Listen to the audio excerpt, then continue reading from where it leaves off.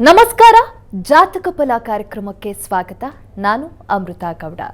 ಇಂದಿನ ಜಾತಕ ಫಲ ಕಾರ್ಯಕ್ರಮದಲ್ಲಿ ಈ ದಿನದ ವಿಶೇಷತೆ, 12 ರಾಶಿಗಳ ಫಲಾಫಲ ಹಾಗೆ ನಿಮ್ಮ ಸಂದೇಶಗಳಿಗೆ ಉತ್ತರವನ್ನ ನೀಡ್ತಾ ಹೋಗ್ತೀವಿ. ಮೊದಲಿಗೆ ಪ್ರಾಜ್ಞರಾದಂತಹ ಶ್ರೀಕಂಠ ಶಾಸ್ತ್ರಿಗಳನ್ನ ಕಾರ್ಯಕ್ರಮಕ್ಕೆ ಸ್ವಾಗತಿಸಿಕೊಳ್ಳೋಣ. ಶಾಸ್ತ್ರಿಗಳೇ, ಕಾರ್ಯಕ್ರಮಕ್ಕೆ ಸ್ವಾಗತ. ನಮಸ್ಕಾರಗಳು. ಶಾಸ್ತ್ರಿಗಳೇ, ಮೊದಲಿಗೆ ಈ ದಿನದ ವಿಶೇಷತೆ ಹೇಳೋದಾದ್ರೆ? ಶ್ರೀ ಗುರುಭ್ಯೋ ನಮಃ. ಹರಿ ಓಂ.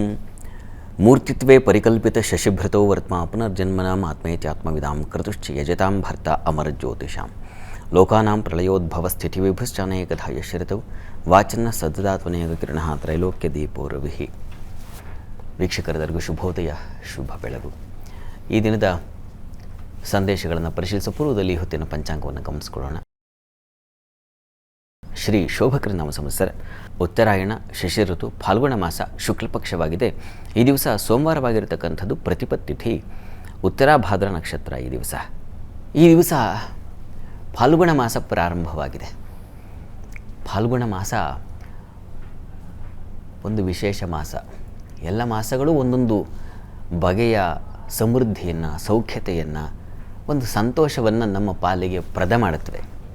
ಒಂದೊಂದು ತಿಂಗಳು ಒಂದೊಂದು ಗಿಫ್ಟನ್ನು ಕೊಡುತ್ತೆ ನಮಗೆ. ಈ ಫಾಲ್ಗುಣ ಮಾಸ ಏನಪ್ಪ, ಬಹಳ ಮುಖ್ಯವಾಗಿ ಸೂರ್ಯನ ಪ್ರಖರ ಕಿರಣಗಳನ್ನು ನಮಗೆ ದಯಪಾಲಿಸುತ್ತೆ.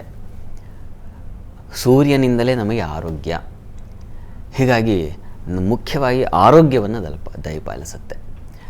ಎರಡನೇದಾಗಿ ಹೋಳಿ ಹಬ್ಬವನ್ನು ಈ ಒಂದು ಮಾಸದಲ್ಲೇ ಆಚರಿಸ್ತಕ್ಕಂಥದ್ದು. ಹೋಳಿ ಹುಣ್ಣಿಮೆ ಅಂತ ನಾವೇನು ಕರಿತೀವಿ, ಅದು ಎಲ್ಲರ ಮನಸ್ಸನ್ನು ಬಣ್ಣಮಯವಾಗಿಸುವ, ರಂಗಾಗಿಸುವ, ಮನಸ್ಸಿಗೆ ಉಲ್ಲಾಸವನ್ನು ತರತಕ್ಕಂಥ ಒಂದು ವಿಶಿಷ್ಟ ಹಬ್ಬ. ಅದನ್ನು ನಾವು ಪೌರ್ಣಮಿ ದಿವಸ ಗಮನಿಸೋಣ ಬಹಳ ವಿಸ್ತಾರವಾಗಿ. ಮತ್ತು ಈ ಫಾಲ್ಗುಣ ಮಾಸ ಈ ಸಂವತ್ಸರದ ಏನು ಇಷ್ಟು ದಿವಸ ನಾನು ಶೋಭಕೃ ನಾಮ ಸಂವತ್ಸರ ಅಂತ ಉಲ್ಲೇಖವನ್ನು ಮಾಡ್ತಾ ಇದ್ದೆ, ಈ ಸಂವತ್ಸರದ ಕೊನೆಯ ಮಾಸ. ಈ ಫಾಲ್ಗುಣ ಕಳೆದು ಹೋದರೆ ಮತ್ತೆ ಮುಂದೆ ಹೊಸ ವರ್ಷ ಪ್ರಾರಂಭವಾಗುತ್ತೆ. ನಮ್ಮ ಸಂಪ್ರದಾಯದ ರೀತಿಯಲ್ಲಿ ಕ್ರೋಧಿ ಅಂತಕ್ಕಂಥ ಒಂದು ಸಂವತ್ಸರ ಪ್ರಾರಂಭವಾಗುತ್ತೆ. ಆಯಾ ಹೆಸರಿಗೆ ತಕ್ಕ ಹಾಗೆ ಆಯಾ ಫಲಗಳು ಅಂತ ಹೇಳ್ತಾರೆ ವಿದ್ವಾಂಸರು. ಕ್ರೋಧಿ ಅಂದರೆ ಸಿಟ್ಟು ಅಂತ. ಸಿಟ್ಟಿನ ಸಂವತ್ಸರಕ್ಕೆ ನಾವು ಅದರ ಏನು ಹೊಸ್ತಿಲು ದಾಟಬೇಕು. ಈ ಫಾಲ್ಗುಣ ಮಾಸ ಅಂತಕ್ಕಂಥದ್ದು ಹೊಸ್ತಿಲಾಗಿದೆ, ನಾನು ದಾಟಿಬಿಟ್ರೆ ಕ್ರೋಧಿ ಅಂತ ಸಂವತ್ಸರದೊಳಗೆ ಪ್ರವೇಶ ಮಾಡ್ತೀವಿ. ನೋಡೋಣ ಆ ಸಂವತ್ಸರದ ವಿಚಾರ ಆ ದಿವಸ ಗಮನಿಸೋಣ. ಅಂತೂ ಈ ಫಾಲ್ಗುಣ ಮಾಸದಲ್ಲಿ ನೀರಿನ ದಾನ ಮಾಡ್ತಕ್ಕಂಥದ್ದು ಬಹಳ ವಿಶೇಷವಾದ ಫಲ ಕೊಡುತ್ತೆ. ಈಗ ಮುಂದೆ ಶುರುವಾಗುತ್ತೆ ಫಾಲ್ಗುಣ, ಚೈತ್ರ, ಇಲ್ಲೆಲ್ಲ ನೀರು. ಯಾಕೆಂದರೆ ಆ ಸೂರ್ಯನ ಝಳಕ್ಕೆ ಮನುಷ್ಯನಿಗೆ ತಟ್ಕೊಳ್ಳೋಕ್ಕಾಗಲ್ಲ. ವಿಪರೀತವಾದ ಬಿಸಿಲು ಬಂದರೆ ಅದೂ ರೋಗವಾಗುತ್ತೆ. ಅತಿಯಾಗಿ ಇರಬಾರ್ದು ನಮಗೆ. ಯಾವುದು ಮನುಷ್ಯನಿಗೆ ಒಂದು ಮಧ್ಯಮ ಸ್ತರದಲ್ಲಿ ಇರಬೇಕು. ಅತಿಯಾದ ಚಳಿಯೂ ಆಗಲ್ಲ. ಯಾಕೆಂದರೆ ನಮ್ಮ ಇಂದ್ರಿಯ ದೌರ್ಬಲ್ಯ ಅದು. ನಮಗೆ ಅಷ್ಟು ಎಲ್ಲವನ್ನು ತಟ್ಕೊಳ್ಳೋ ಶಕ್ತಿ ಇಲ್ಲ. ಹೀಗಾಗಿ ಇಂಥ ಸೂರ್ಯ ನಮಗೆ ಆರೋಗ್ಯಪ್ರದ ರೀತಿಯಲ್ಲಿ ಆ ಬಿಸಿಲನ್ನು ತಂದುಕೊಡಲಿ.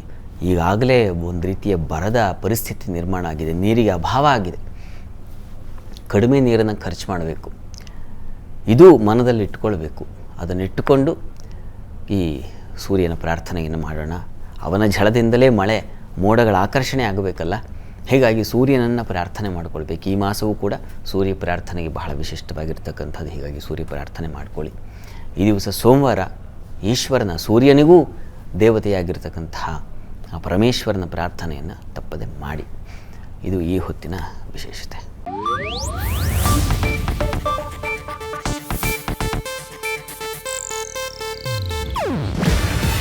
ಇದು ಏಷ್ಯಾನೆಟ್ ನ್ಯೂಸ್ ನೆಟ್ವರ್ಕ್ ಪ್ರಸ್ತುತಿ. ನೀವು ನೋಡ್ತಿದ್ದೀರಾ ಏಷ್ಯಾನೆಟ್ ಸುವರ್ಣ ನ್ಯೂಸ್.